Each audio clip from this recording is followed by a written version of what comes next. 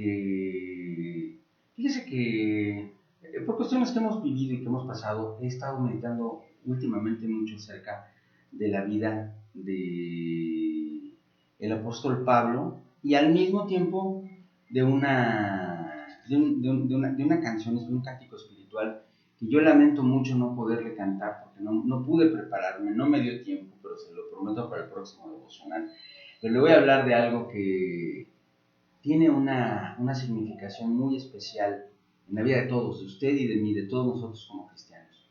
Y es el hecho de que cuando nosotros miramos de cara al ministerio, de cara a la iglesia, de cara a nuestro servicio, de cara a las cosas que Dios nos permite hacer en esta tierra, nosotros de repente nos sentimos grandotes, nos sentimos bendecidos y nos sentimos reconocidos por el Padre Celestial, porque ciertamente en diversas ocasiones nosotros nos vemos enfrentados a retos que parecen superiores a nuestras fuerzas, y ahí Dios nos ayuda y Dios nos hace útiles en su obra.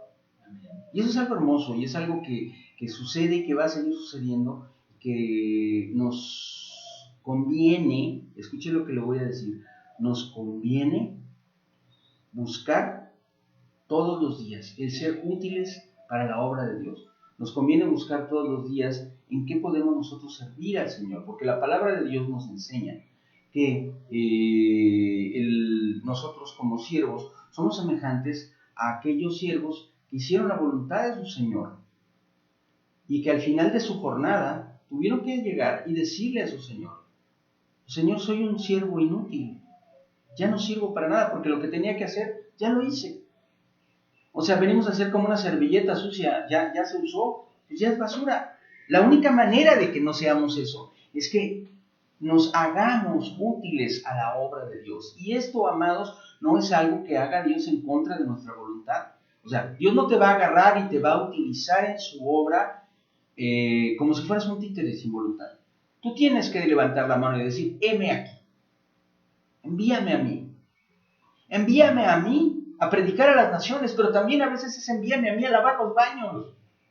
A veces es envíame a mí a visitar a un enfermo, o envíame a mí a ir por una despensa para una persona que tiene necesidad. También es envíame a mí a poner las sillas del templo. Envíame a mí a orar por mi pastor, en fin. Pero Dios no te va a forzar a ello. Y todo esto lo entendemos, te lo comparto, iglesia, porque es algo importante. Pero hoy quiero referirme al otro aspecto, a la otra cara. El sacerdote en Israel y hoy todos nosotros, porque ojo, nosotros no somos una iglesia con sacerdotes, somos una iglesia de sacerdotes, porque dice la palabra de Dios por boca del apóstol Pedro: mas vosotros sois real sacerdocio. Y dice otras cosas hermosas ese versículo. Pero es primera de Pedro 2:9. Pero lo que importa es que el sacerdote es un intercesor. Y un intercesor quiere decir un intermediario, alguien que está en medio entre el pueblo y Dios. Un intercesor es alguien que puede mirar de cara a la gente y hablar en el nombre de Dios, pero luego tiene que voltearse a ver a Dios y tiene que hablar por el pueblo, incluyéndose a sí mismo. Y ese es el problema. Ahí es donde está el detalle que yo quiero compartir. Muchas veces nosotros no entendemos que al convertirnos en embajadores del reino, seguimos siendo, sin embargo, parte del pueblo. Un embajador, cuando habla en su calidad de embajador, no está hablando por sí mismo, ni de sus gustos, ni de sus preferencias, ni de sus criterios. Está hablando en nombre de su país. Y un ministro del evangelio, no necesariamente un ministro de tiempo completo, no estoy hablando solo de pastores o apóstoles o evangelistas, cualquier persona que sirve a Dios está representando al reino de Dios. Sin embargo, esa persona termina su tiempo de labor, termina su trabajo y sale de su oficina y se va a su casa, y ahí sigue siendo un ciudadano del reino al que pertenece. El embajador de México ante Inglaterra, habla por México, pero termina su trabajo como embajador y después es un mexicano más. De la misma manera, usted y yo, ciertamente como ministros, tenemos un lugar en el que representamos a Cristo de las más diversas maneras. Pero cuando volteamos hacia nuestro jefe, cuando volteamos a ver al Señor, somos ovejas. Somos ovejas del Señor. Y ahí sí, nos despojamos de todas nuestras funciones, porque no son títulos ni tampoco son características de nuestra identidad. O sea, yo trabajo como pastor de las ovejas de mi Señor Jesucristo. No soy el pastor, el que es el pastor es Cristo Jesús. Yo trabajo como pastor, pero el Señor podría quitarme el trabajo de pastor en cualquier momento y ponerme de evangelista, o a lo mejor a lavar baños, o a lo mejor, no sé, lo que sea, no importa. De todos modos, eso no es lo que yo soy, es lo que yo hago. Pero lo que yo soy es un hijo de Dios. Yo soy una oveja de Cristo. Yo soy un miembro del pueblo que Cristo compró con su sangre preciosa. Eso sí lo soy. Eso no me lo puede quitar nadie, porque me lo dio Dios para mí. Es la gracia de Dios.